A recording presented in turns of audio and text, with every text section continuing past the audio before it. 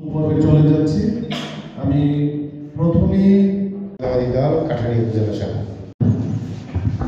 আমাদের যে নদীগুলো আছে, খাল আছে, পুকুর আছে, আমরা ছেড়ে দিলে যে মাছ হয়, এইরকম করে আমাদের যে কৃষি যে পণ্য আছে এগুলো সহজে উৎপন্ন করা সম্ভব এখনো হচ্ছে না আধুনিক প্রযুক্তি ব্যবহার করেও। আর সেই সময় তাদের জন্য এটা একেবারে অসম্ভব ছিল। তার জন্য তারা কি করেছে, আমরা বলি 7 সমুদ্র 13 নদী, সেটা পাড়ি দিয়ে তারা সারা পৃথিবীতে ছড়িয়ে পড়েছে। তারা সেখান থেকে তাদের সেই সময়ে অক্সফোর্ড, ক্যামব্রিজ সহ বিভিন্ন বিশ্ববিদ্যালয়ে যারা বের হয়েছে তারা জ্ঞান, বিজ্ঞান, প্রযুক্তি ব্যবহার করেছে। তাদের রাষ্ট্রীয় যে রয়্যাল নেভি সহ বিভিন্ন ট্রেড এন্টারপ্রাইজ যারা দায়িত্বে ছিল তাদেরকে পৃষ্ঠপোষকতা। সেটা যদি স্যার আপনি যদি সংশ্লিষ্ট উপজেলা নির্বাহী কর্মকর্তাকে যদি স্যার এই আইনের 8 ধারায় যদি স্যার আপনি যদি প্রয়োগ করতে দেন স্যার, তাহলে এলাকায় স্যার এই বিরোধটা আমরা অত্যন্ত উপকার পাবো বলে আমি মনে করি। হসপিটাল এই কাঠালিয়া সদর থেকে প্রায় 12 থেকে 13 কিলোমিটার দূরে। এই হসপিটাল এখন বর্তমান সেই অসুস্থ। এখানে 15 জন ডাক্তার থাকার কথা, রয়েছে মাত্র 3 জন ডাক্তার।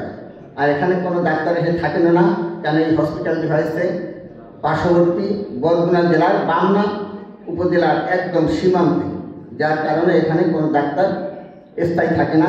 সাংবাদিক বৃন্দ রয়েছেন, সুশীল সমাজ যারা রয়েছেন বা যারা প্রতিনিধিত্ব করছেন, তারা আমাদেরকে যেসব জায়গায় তাদের সহযোগিতা প্রয়োজন হয় তারা আমাদেরকে সর্বাত্মক সহযোগিতা করে থাকে।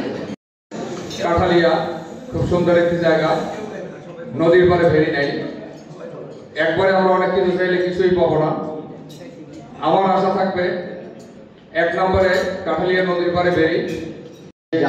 কাঠালিয়া উপজেলার বিষখালী নদীর তীরে আমাদের উপজেলাটা অবস্থিত। এখানে লোক শান্তপ্রিয় এবং ভদ্র।